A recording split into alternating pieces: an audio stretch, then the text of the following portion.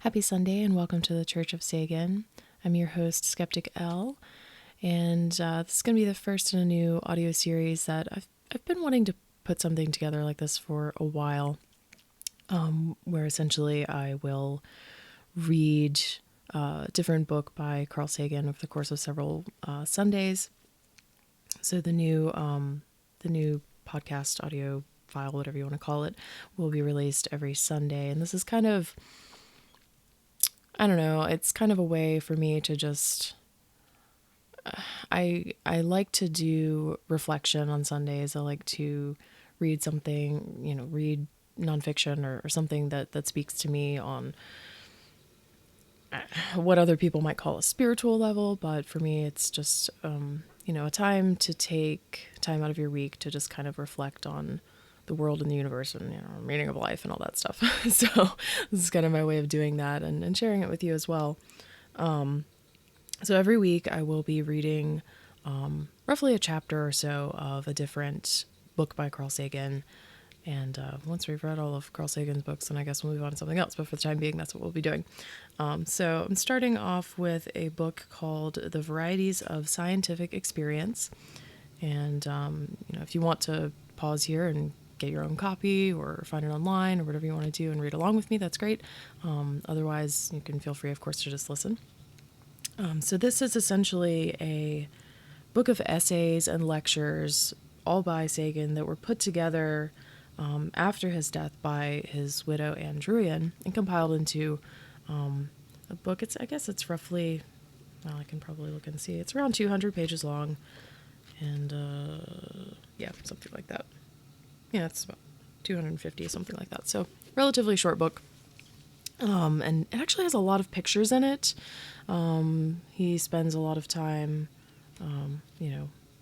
obviously in real life what would have manifested as a PowerPoint presentation on the board behind him. So what I'll try to do is I'll try to find all of the images and include them with this as we get to this part, because he'll be, at some points, he'll be talking about what's on the screen, and obviously you can't see it, so I'll try to put that together for you.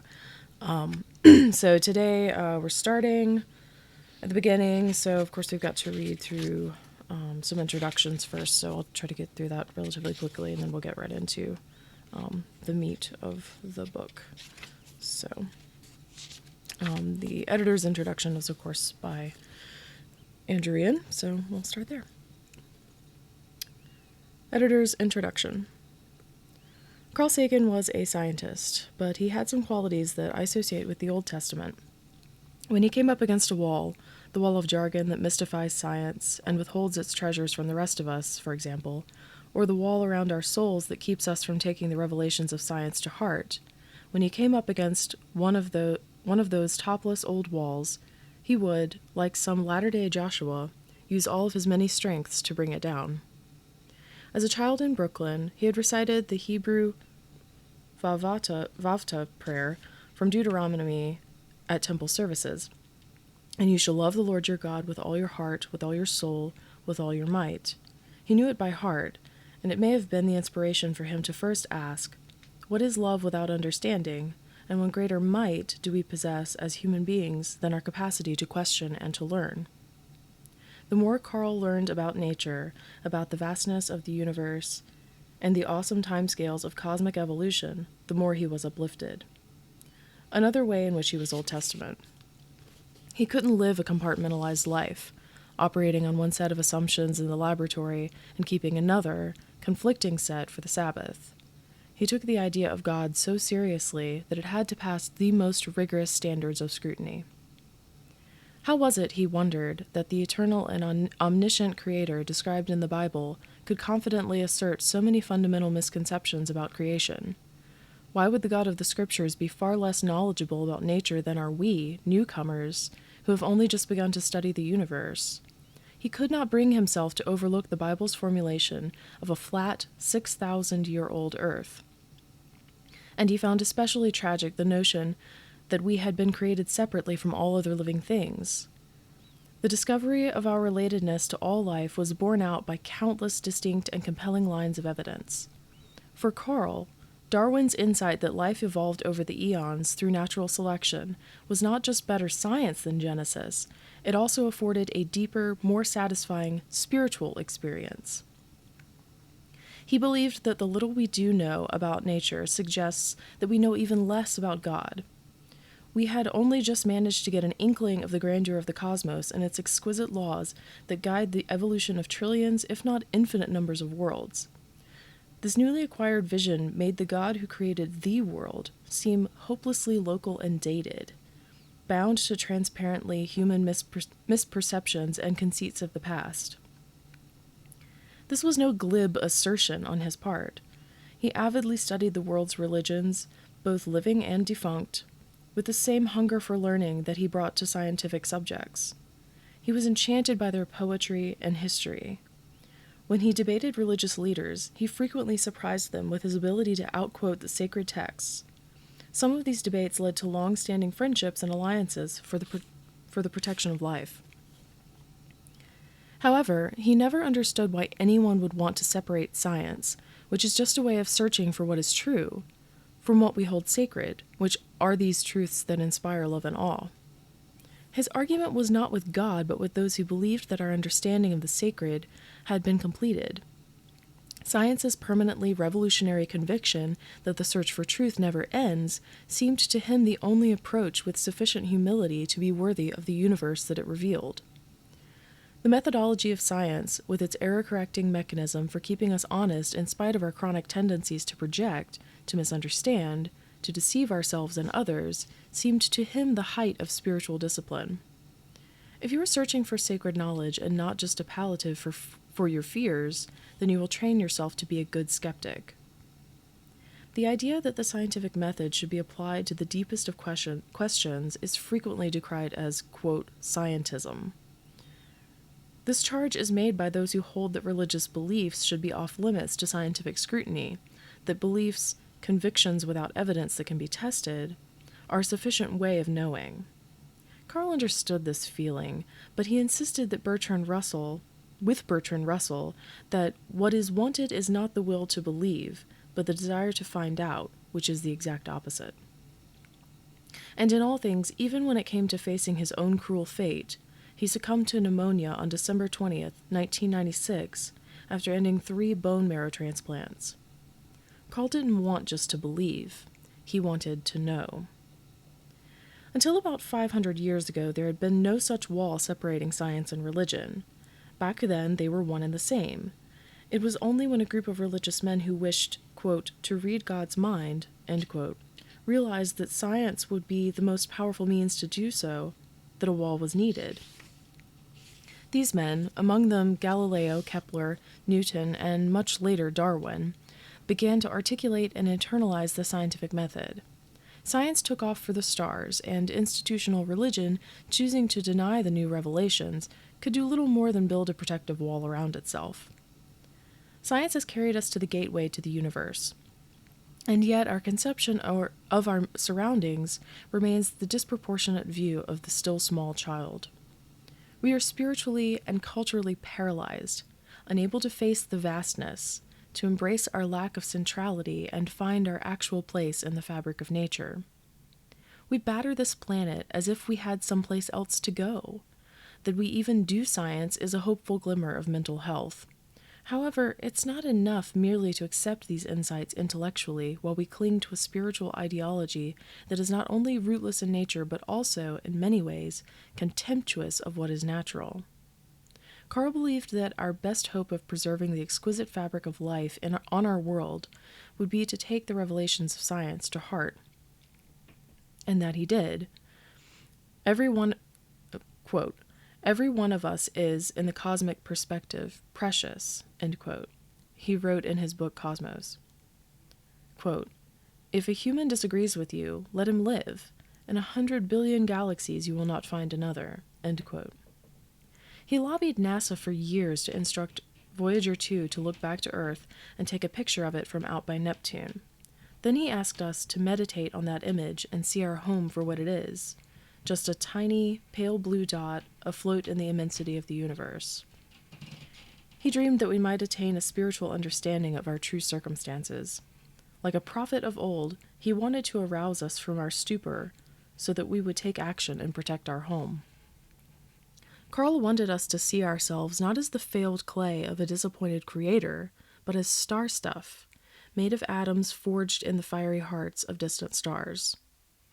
To him, we were star stuff, pondering the stars, organized assemblages of 10 billion atoms, considering the evolution of atoms, tracing the long journey by which, here at least, consciousness arose. For him, science was, in part, a kind of informed worship. Oh, I like that. No single step in the pursuit of enlightenment should ever be considered sacred. Only the search was. This imperative was one of the reasons he was willing to get into so much trouble with his colleagues for tearing down the walls that have excluded most of us from the insights and values of science. Another was his fear that we would be unable to keep even the limited degree of democracy we had achieved. Our society is based on science and high technology, but only a small minority among us has even a superficial understanding of how they work. How can we hope to be responsible citizens of a democratic society, informed decision makers regarding the inevitable challenges posed by these newly acquired powers? This vision of a critically thoughtful public awakened to science as a way of thinking impelled him to speak at many places where scientists were not usually found: kindergartens, naturalization ceremonies, an all-black college in the segregated South of 1962, at demonstrations of nonviolent civil disobedience, on The Tonight Show. And he did this while maintaining a pioneering, astonishingly productive, fearlessly interdisciplinary scientific career. He was especially thrilled to be invited to give the Gifford Lectures on Natural Theology of 1985 at the at the University of Glasgow. He would be following in the footsteps of some of the greatest scientists and philosophers of the last 100 years, including James Frazer, Arthur Eddington, Werner Heisenberg, Niels Bohr, Alfred North Whitehead, Albert Schweitzer, and Hannah Arendt. Carl saw these lectures as a chance to set down in detail this understanding of the relationship between religion and science and something of his own search to understand the nature of the sacred. In the course of them, he touches on several themes that he had written about elsewhere. However, what follows is the definitive statement of what he took pains to stress were only his personal views in this endlessly fascinating subject.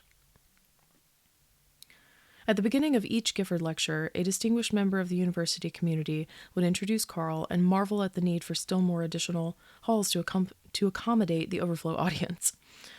I have been careful not to change the meaning of anything Carl said, but I have taken the liberty of editing out those gracious introductory remarks as well as the 100 or more notations on the audio transcripts that merely say, quote, laughter. I ask the reader to keep in mind at all times that any deficiencies of this book are my responsibility and not Carl's. Despite the fact that the unedited transcripts reveal a man who spoke extemporaneously in nearly perfect paragraphs, a collection of lectures is not exactly the same thing as a book. This is especially true when the Pulitzer Prize-winning author in question never published anything without combing at least 20 or 25 iterations of every manuscript for error or stylistic infelicity. There was plenty of laughter during these lectures, but also the kind of pin-drop silence that comes when the audience and the speaker are united in the thrall of an idea. The extended dialogues in some of the question and answer periods capture a sense of what it was like to explore a question with Carl. I attended every lecture, and more than 20 years later, what remains with me was his extraordinary combination of principled, crystal clear advocacy, coupled with respect and tenderness towards those who did not share his views. God, we need more of that today. The American psychologist and philosopher William James gave the Gifford Lectures in the first years of the 20th century. He later turned them into an extraordinarily influential book entitled The Varieties of Religious Experience, which remains in print until this day. Carl admired James's definition of religion as a, quote, feeling of being at home in the universe, quoting it as the conclusion of Pale Blue Dot, his vision of the human future in space. The title of the book you hold in your hands is a tip of the hat to the illustrious tradition of the Gifford Lectures. My variation on James's title is entitled to convey that science opens the way to levels of consciousness that are otherwise inaccessible to us, that, contrary to our cultural bias, the only gratification that science denies us is deception. I hope it also honors the breadth of searching and the richness of insight that distinguished Carl Sagan's indivisible life and work. The varieties of his scientific experience were exemplified by oneness, humility, community, wonder, love, courage, remembrance, openness, and compassion. In that same drawer where the transcript of these lectures was rediscovered, there was a sheaf of notes intended for a book we never had the chance to write. Its working title was Ethos, and it would have been our attempt to synthesize the spiritual perspectives we derived from the revelations of science. We collected filing cabinets worth of notes and references on the subject. Among them was a quotation Carl had excerpted from Gottfried Wilhelm Leibniz, dates 1646 to 1716, the mathematical and philosophical genius who had invented differential and integral calculus independently of Isaac Newton. Leibniz argued that God should be the wall that stopped all further questioning, as he famously wrote in this passage from Principles of Nature and Grace. Why does something exist rather than nothing? For nothing is simpler than something. Now this sufficient reason for the existence of the universe, which has no need of any other reason, must be a necessary being. Else we should not have a sufficient reason with which we could stop. And just beneath the typed quote, 3 small handwritten words in red pen, a message from Carl to Leibniz and to us: so don't stop. Anne Druyan, Ithaca, New York, March 21st, 2006. So it's a great little introduction to kind of give perspective on where the book is going to go. So, yeah. So that's her introduction. And now we have an author's introduction from Carl himself. In these lectures, I would like, following the wording of the Gifford Trust, to tell you something of my views on what at least used to be called natural theology, which, as I understand it, is everything about the world not supplied by revelation. This is a very large subject, and I will necessarily have to pick and choose topics. I want to stress that what I will be saying are my own personal views on this boundary area between science and religion. The amount that has been written on the subject is enormous, certainly more than 10 million pages, or roughly 10 to the 11th power bits of information. That's a very lower limit. And nevertheless, no one can claim to have read even a tiny fraction of what body of literature, or even a representative fraction. And nevertheless, no one can claim to have read even a tiny fraction of that body of literature, or even a representative fraction. So it is only in the hope that much that has been written is unnecessary to be read that one can approach the subject at all. I'm aware of many limitations in the depth and breadth of my own understanding of both subjects, and so ask your indulgence. Fortunately, there was a question period after each of the Gifford lectures in which the more egregious of my errors could be pointed out, and I was genuinely delighted by the vigorous give and take in those sessions. Excuse me. Even if definitive statements on these subjects were possible, what follows is not such. My objective is much more modest. I hope only to trace my own thinking and understanding of the subject in the hopes that it will stimulate others to go further, and perhaps through my errors, I hope not to have made many, but it was inevitable that I would, new insights will emerge. Carl Sagan, Glasgow, Scotland, October 14th, 1985. All right, so I wanted to read the introductions because I feel like they're, it's important to read the whole book from front to cover, but yeah, so we're done with introductions, and now we actually get into the meat of the book. Finally.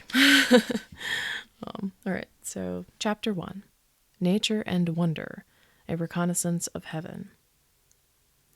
The truly pious must negotiate a difficult course between the precipice of godlessness and the marsh of superstition. Plutarch. Certainly both extremes are to be avoided. Except what are they? What is godlessness? Does not the concern to avoid the precipice of godlessness presuppose the very issue that we are to discuss? And what exactly is superstition? Is it just, as some have said, other people's religion? Or is there some standard by which we can detect what constitutes superstition? For me, I would say that superstition is marked not by its pretension to a body of knowledge, but by its method of seeking truth. And I would like to suggest that superstition is very simple. It is merely belief without evidence. The question of what constitutes evidence in this interesting subject I will try to address. And I will return to the question of the nature of evidence and the need for skeptical thinking and theological inquiry. The word religion comes from the Latin for binding together, to connect that which has been sundered apart. It's a very interesting concept, and in the sense of seeking the deepest interrelations among things that superficially appear to be sundered, the objectives of religion and science, I believe, are identical or very nearly so.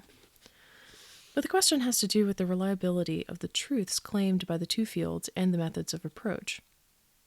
By far the best way I know to engage the religious sensibility, the sense of awe, is to look up on a clear night. I believe that it is very difficult to know who we are until we understand where and when we are. I think everyone in every culture has felt a sense of awe and wonder looking at the sky. This is reflected throughout the world in both science and religion. Thomas Carlyle said that wonder is the basis of worship. And Albert Einstein said, "I maintain that the cosmic religious feeling is the strongest and noblest motive for scientific research." So if both Carlyle and Einstein could agree on something, it has a modest possibility of even being right. Here are two images of the universe. For obvious reasons, they concentrate not on the spaces in which there is nothing, but on the locales in which there is something. It would be very dull if I simply showed you image after image of darkness. But I stress that the universe is mainly made of nothing. That something is the exception. Nothing is the rule. That darkness is a commonplace. It is light that is the rarity. As between darkness and light, I am unhesitatingly on the side of light, especially in an illustrated book. But we must remember that the universe is an almost complete and impenetrable darkness, and the sparse sources of light, the stars, are far beyond our present ability to create or control. This prevalence of darkness, both factually and metaphorically, is worth contemplating before setting out on such an exploration. This image is intended for orientation.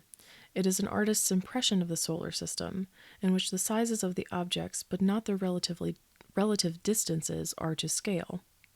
And you can see that there are 4 large bodies other than the sun, and the rest is debris. We live on the 3rd piece of debris from the sun, a tiny world of rock and metal with a thin patina, a veneer, of organic matter on the surface, a tiny fraction of which we happen to constitute. This picture was made by Thomas Wright of Durham, who published an extraordinary book in 1750, which he quite properly called An Original Theory or New Hypothesis of the Universe. Wright was, among other things, an architect and a draftsman. This picture conveys a remarkable sense, for the first time, of looking at the solar system and beyond, to scale. What you can see here is the sun, and to scale to the size of the sun is the distance to the orbit of Mercury. Then the planets Venus, Earth, Mars, Jupiter, and Saturn. The other planets were not known in this time. And then, in a wonderful attempt, here is the solar system, the planets we talked about, all in that central dot and a rosette to represent the cometary orbits known in his time. He did not go very far beyond the present orbit of Pluto, and then he imagined a large distance away, the nearest star then known, Sirius, around which he did not quite have the courage to put another rosette of cometary orbits. But there was the clear sense that our system and the systems of other stars were similar. Here at upper left is the first of 4 modern illustrations attempting to show just the same thing, in which we see the Earth on its orbit and the other inner planets. Each little dot is intended to represent a fraction of the plethora of small worlds called asteroids. Beyond them is the orbit of Jupiter, and the distance from the Earth to the Sun, represented by the scale bar up at the top, is called an astronomical unit. This is the first introduction, there will be many of them that I will talk about, of a kind of geocentric or anthropocentric arrogance with which all of the human attempts to look at the cosmos seem to be infected. The idea that an astronomical unit by which we measure the universe has to do with the Earth's distance from the Sun is clearly a human pretension. But since it is deeply embedded in astronomy, I will continue to use the word. At upper right, we see that the previous picture is wrapped in a small square in the middle. Here we have a scale of 10 astronomical units. We cannot make out the orbits of the inner planets, including the Earth, on this scale, but we can see the orbits of the giant planets Jupiter, Saturn, Uranus, Neptune, as well as Pluto. At lower right, the previous picture is in a small square, and we now have a scale of 100 astronomical units. Here's a comet, there are many, with a highly eccentric orbit. Another increase in scale by a factor of 10, and we have the picture at lower left. And here the gray shading is intended to represent the inner boundaries of the Oort cloud of roughly 1 trillion comets, cometary nuclei, that surround the Sun and extend to the boundaries of interstellar space. This is an artist's representation of the entire Oort cloud. Now the dimension is 100,000 astronomical units, and there is an external boundary to the Oort cloud. All of the planets and the comets that we know are lost in the glare of light from the Sun. And here, for the first time, we have a scale sufficient to see some of the neighboring stars. So the world that we live on is a tiny and insignificant part of a vast collection of worlds, many of which are much smaller, a few of which are much larger. The total number of such worlds are, as I said, something of the order of 1 trillion, or 10 to the 12th power, a 1 followed by 12 zeros, of which Earth represents just 1, all in the family of the Sun. And our star, of course, is one of a vast multitude. Here Thomas Wright has made a leap or two, and now we see more than one system with a cometary rosette. He clearly had the sense of the sky being full of systems more or less like our own, and was as explicit in words as he is here in a picture in his 1750 book, which, by the way, is also the most explicit statement anywhere that the stars we see in the night sky are part of a concentration of stars that we now call the Milky Way galaxy. One with a specific shape and a specific center. There are a vast number of stars within our galaxy. The number is not so large as the number of cometary nuclei around the Sun, but is nevertheless hardly modest. It's about 400 billion stars, of which the Sun is one. This is the Pleiades, a set of young stars that have been born only recently and are still enveloped in their cocoons of interstellar gas and dust. This is one of the many nebulae, large clouds of interstellar gas and dust. Just to be clear what we are seeing here, there is a sprinkling of foreground stars, behind which is a cloud of glowing interstellar hydrogen. That's the red stuff. The darkness is not the absence of stars. It is simply a place where the dark material prevents you from seeing the stars behind. It is in dense concentrations of this dark interstellar material that new stars, and we are now beginning to see, new planetary systems are in the process of being born. This is a photograph of a dying star. In the course of its evolution, it has expelled its outer layers in a kind of bubble of expanding gas, mainly hydrogen. Stars do this episodically, possibly periodically, and when they do, grave problems are posed for any planets that are around such a star. This is hardly an unusual event for a star a little more massive than the Sun. Here is a still more explosive and dangerous event. This is the Veil Nebula. It is a supernova remnant, a star that has violently exploded, and any life on any planet that existed around that star that exploded, the supernova would surely have been destroyed in this explosion. Even ordinary stars like the Sun have a sequence of events late in their history, which mean big trouble for inhabitants of any planets that they might have. Some 5 or 6 or 7 billion years from now, the Sun will become a red giant star and will engulf the orbits of Mercury and Venus and probably the Earth. The Earth then would be inside the Sun, and some of the problems that face us on this particular day will appear, by comparison, modest. On the other hand, since it is 5,000 or more million years away, it is not our most pressing problem. But it is something to bear in mind. It has theological implications. Too true. There are a huge number of stars, especially in the center of the galaxy, in the direction of the constellation Sagittarius. The sky is rippling with suns, altogether a couple of 100,000 million suns, making up the Milky Way galaxy. As far as we can tell, the average star is in no major way different from the Sun, or, put another way, the Sun is a reasonably typical star in the Milky Way galaxy. Nothing to call our attention to it. If you had stepped a little bit back and included the Sun in this picture, you would not be able to tell whether it was that one right there, or that one right over there, maybe, in the top right-hand corner. It would be very good to have a photograph of the Milky Way galaxy taken from an appropriate distance. But we have not yet sent cameras to that distance, and so the best we can do for now is to show a photograph of a galaxy like our own, and this is in fact the nearest spiral galaxy like our own, M31 in the constellation Andromeda. And again, we are looking at stars in the foreground within the Milky Way galaxy, through which we are seeing M31 and two of its satellite galaxies. Now, imagine that this is our galaxy. We are looking at a great concentration of stars in the center, so close together that we cannot make out individual ones. We see these spiral lanes of dark gas and dust in which star formation is mainly occurring. If this were the Milky Way galaxy, where would the Sun be?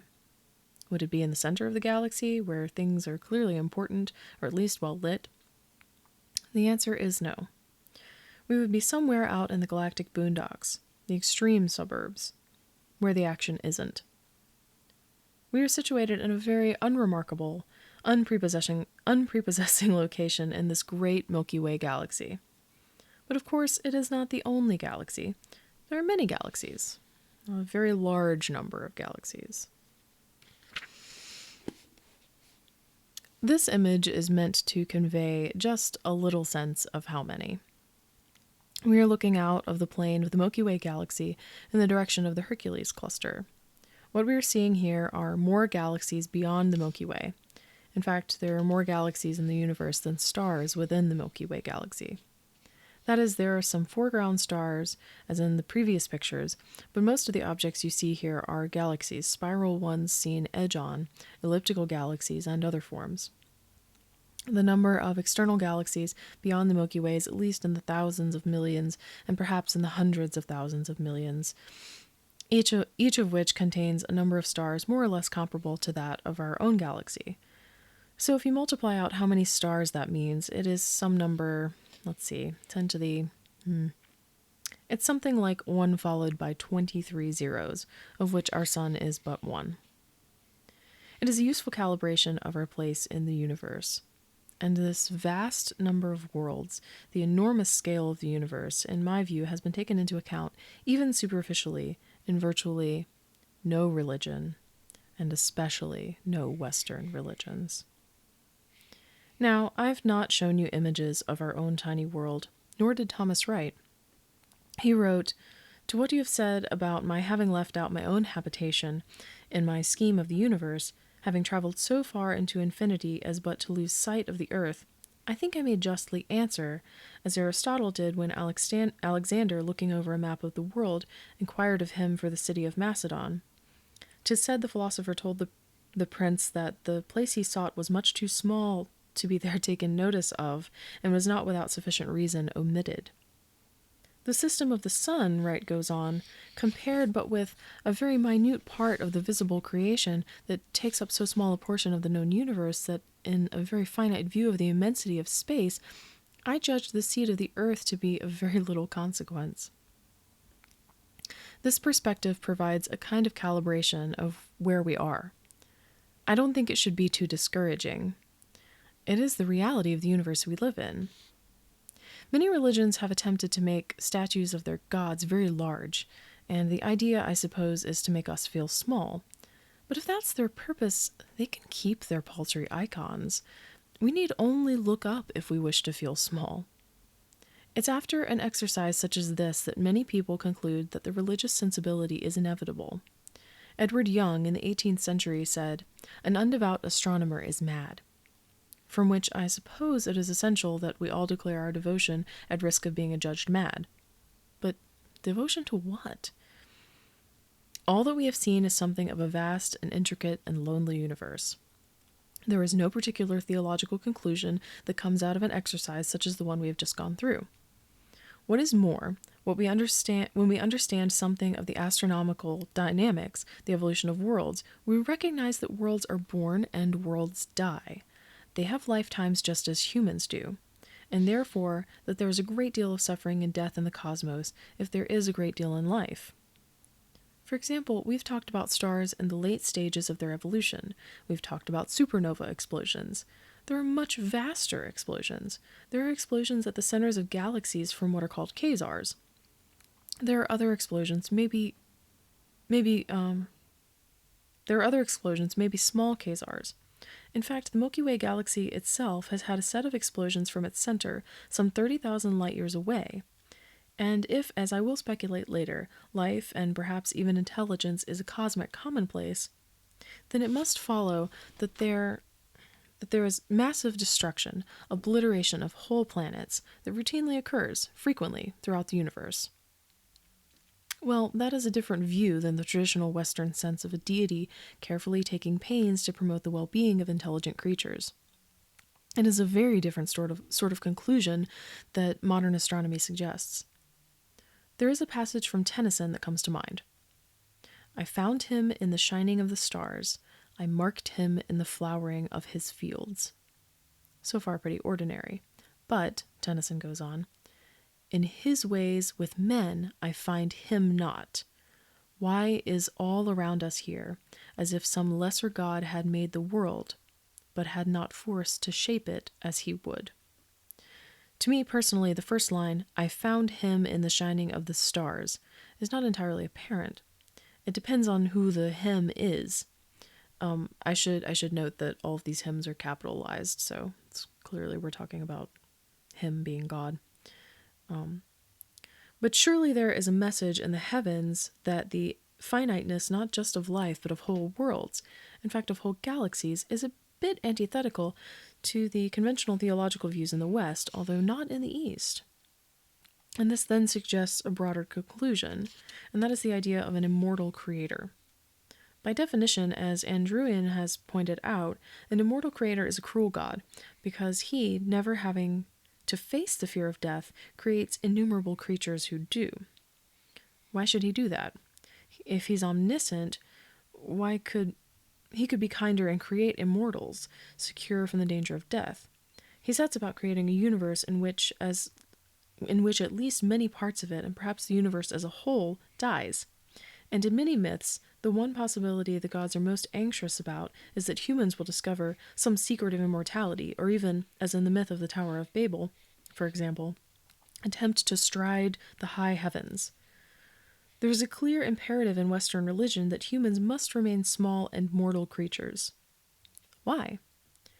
It's a little bit like the rich imposing poverty on the poor, and then asking to be loved because of it. And there are other challenges to the conventional religions from even the most casual look at the sort of cosmos I have presented to you. Let me read a passage from Thomas Paine, from The Age of Reason. Paine was an Englishman who played a major role in both the American and French revolutions. From whence, Paine asks, from whence, then, could arise the solitary and strange conceit that the Almighty, who had millions of worlds equally dependent on his protection, should quit the care of all the rest, and come to die in our world because, they say, one man and one woman ate an apple? And on the other hand, are we to suppose that every world in the boundless creation had an Eve, an apple, a serpent, and a Redeemer? Paine is saying that we have a theology that is earth-centered and involves a tiny piece of space. And when we step back, when we attain a broader cosmic perspective, some of it seems very small in scale. And in fact, a general problem with much of Western theology, in my view, is that the God portrayed is too small. It is a God of a tiny world and not a God of a galaxy, much less of a universe. Now we can say, well, that's just because the right words weren't available back when the first Jewish or Christian or Islamic holy books were written. But clearly that's not the problem. It is certainly possible in the beautiful metaphors in these books to describe something like the galaxy and the universe. And it isn't there. It is a God of one small world, a problem, I believe, that theologians have not adequately addressed. I don't propose that it is a virtue to revel in our limitations, but it's important to understand how much we do not know. There is an enormous amount we do not know. There is a tiny amount that we do. But what we do understand brings us face to face with an awesome cosmos that is simply different from the cosmos of our pious ancestors. Does trying to understand the universe at all betray a lack of humility? I believe it is true that humility is the only just response in a confrontation with the universe, but not a humility that prevents us from seeking the nature of the universe we are admiring. If we seek that nature, then love can be informed by truth instead of being based on ignorance or self-deception. If a creator God exists, would he or she or it or whatever the appropriate pronoun is prefer a kind of sodden blockhead who worships while understanding nothing? Or would he prefer his votaries to admire the real universe in all its intricacy? I would suggest that science is, at least in part, informed worship. My deeply held belief is that if a God of anything like the traditional sort exists, then our curiosity and intelligence are provided by such a God. We would be unappreciative of those gifts if we suppressed our passion to explore the universe and ourselves. On the other hand, if such a traditional God does not exist, then our curiosity and our intelligence are the essential tools for managing our survival in an extremely dangerous time. In either case, the enterprise of knowledge is consisted surely with science. It should be with religion, and it is essential for the welfare of the human species. All right, so that's chapter 1.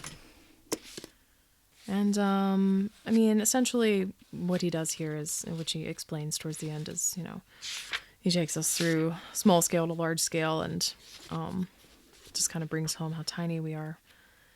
And, of course, like I said, this book was published in 2006, and his initial lectures were given, oh gosh, I have to look back and see what the date was now. I believe it was 1985. Might be wrong about that. Oh, it doesn't say on this page. Anyway, a while ago. And obviously, since then, we have much larger scale photos looking much deeper into the universe than we had available at this time. So I think the latest picture from Hubble, or maybe it came out of Kepler,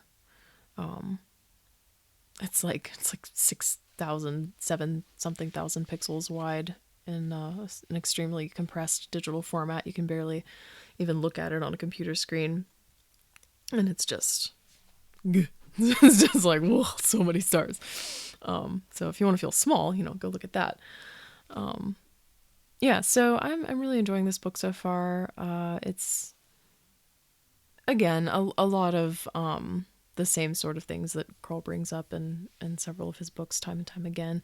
A lot of that first chapter was familiar to me from A Pale Blue Dot, which I'll probably also get around to reading aloud. Yeah, so reflections for today is basically that, we're tiny and insignificant. And yeah, I won't talk a lot about my personal coming out of Christianity in these recordings, because we're mostly focusing on the text. But I will say, I think for a lot of atheists I know coming out of particularly Western religions, and mostly my experience has been with Protestant Christianity, and a couple of Catholics as well. But a lot of us have the same story of feeling like the world is bigger than our religion accounted for, and so we had to, step outside of that and find something more meaningful in life. And I think Carl does a great job of kind of bringing that home in this book. So I'm looking forward to reading more. And next week we'll get into chapter 2, which is going to be The Retreat from Copernicus, A Modern Loss of Nerve. So we'll see what that's about next time. I assume this is another lecture. Yeah, this is just another one of his Gifford lectures.